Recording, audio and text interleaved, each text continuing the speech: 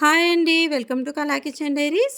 ఈరోజు మన వీడియోలో టొమాటో మెంతి కూర సూపర్ టేస్టీగా కొంచెం డిఫరెంట్‌గా ఎలా ప్రిపేర్ చేసుకోవాలో చూపిస్తాను.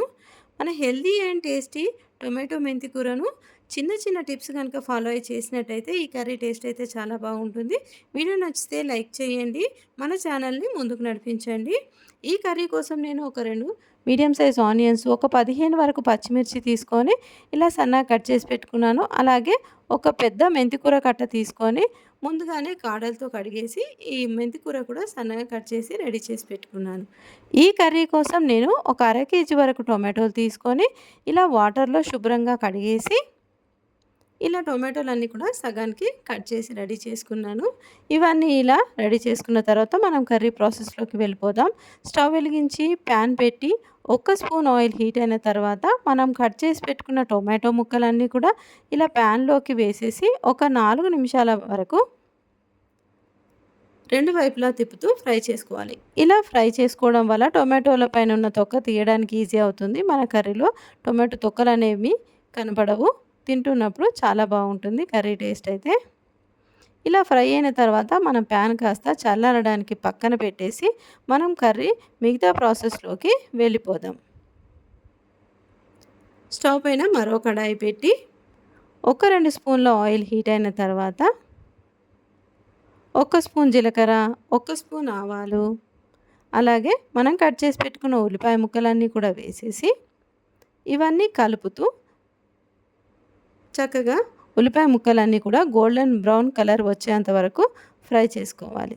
ఇలా ఫ్రై అయిన తర్వాత మనం కట్ చేసి పెట్టుకున్న పచ్చిమిర్చి ముక్కలన్నీ కూడా వేసేసి అలాగే ఒక 10 వరకు ఎల్లుల్లిపాయల పొట్టు తీసి సన్నగా తరిగి వేసుకోవాలి. ఈ ఎల్లుల్లిపాయలు మన కర్రీకి చాలా మంచి టేస్ట్ని ఇస్తాయి.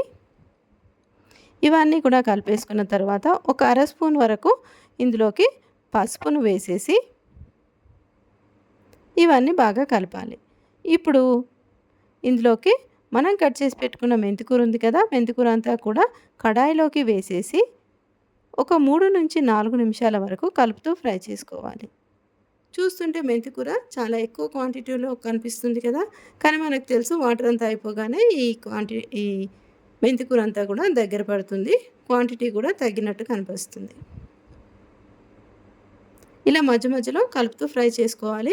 అంతలోపు మన టొమాటో ముక్కలు కూడా కాస్త చల్లారిపోయి ఉంటాయి కదా, ఈ తొక్కలన్నీ కూడా తీసేసి ఒక పప్పు గుత్తి తీసుకొని ఈ టొమాటో ముక్కలన్నీ కూడా ఇలా మ్యాష్ చేసుకోవాలి. కావాలంటే మనము ఒక మిక్సీ జార్లోకి తీసుకొని చక్కని ప్యూరీలా కూడా చేసుకోవచ్చు. కానీ నేనైతే పప్పు గుత్తితో ఇలా మ్యాష్ చేసుకొని ఏమైనా కొన్ని టొమాటో ముక్కలు గట్టిగా ఉంటాయి కదా, వాటిని ఒక చాకు తీసుకొని ఇలా సన్నగా కట్ చేసి పెట్టుకుంటే సరిపోతుంది. మనం మధ్య మధ్యలో మెంతికూరను మాత్రం కలుపుతూ ఉండాలి. ఇలా రెడీ చేసి పెట్టుకున్న తర్వాత ఇప్పుడు మనం మెంతికూరను చూద్దాం. చూడండి, మెంతికూర అంతా కూడా చక్కగా దగ్గర పడిపోయింది, చక్కగా ఫ్రై అయిపోయింది కదా.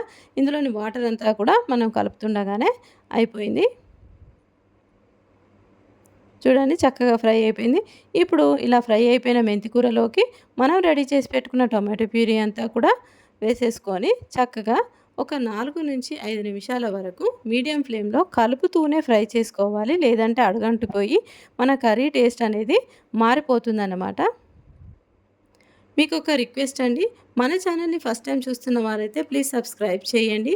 వీడియో నచ్చితే లైక్ చేయండి. మీ ఫ్రెండ్స్ అండ్ ఫ్యామిలీ మెంబర్స్కి షేర్ చేయండి. చూడండి, ఇలా కూర అంతా కూడా బాగా కలిపేస్తే ఆల్మోస్ట్ మన కర్రీ అయితే రెడీ అయిపోయినట్టే. మనం తాలింపులోకి 15 వరకు పచ్చిమిర్చి వేసుకున్నాం కదా, ఆ కారం సరిపోతుంది అనుకుంటే ఓకే, లేదంటే మా ఇంట్లోనైతే కారం కొంచెం ఎక్కువగానే తింటారు కాబట్టి నేను మరో స్పూను కారం వేసేసి అలాగే టేస్ట్కి సరిపడా సాల్ట్ కూడా వేసేసి ఇవన్నీ చక్కగా కలిపేసుకుంటే ఒక 2 నిమిషాల పాటు కలిపేసుకుంటే మన కర్రీ రెడీ అయిపోతుంది. ఇలా తిన్నా కూడా ఈ కర్రీ టేస్ట్ అయితే బాగుంటుంది, పచ్చడిలాగా ఉంటుంది. కానీ మనకు కొంచెం గ్రేవీగా సాఫ్ట్గా కావాలి కాబట్టి ఒక చిన్న కప్పు వాటర్ అయితే వేసేసి మరో 2 నిమిషాల వరకు చక్కగా ఇలా కలుపుతూ ఉడికించుకోవాలి.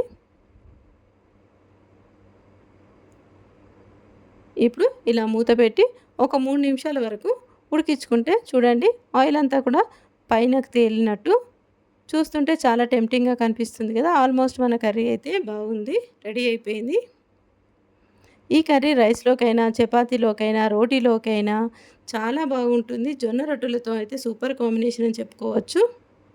ఇప్పుడు ఇందులోకి సన్నగా కట్ చేసి పెట్టుకున్న కొత్తిమీర వేసేసి, ఒక అర స్పూన్ వరకు ధనియాల పౌడరు, ఒక పావు స్పూన్ వరకు గరం మసాలా కొంచెం అలా వేసేసి కలిపేసుకుంటే మన కర్రీ అయితే ఆల్మోస్ట్ రెడీ అయిపోయింది. వీడియో నచ్చితే లైక్ చేయండి. Thanks for watching.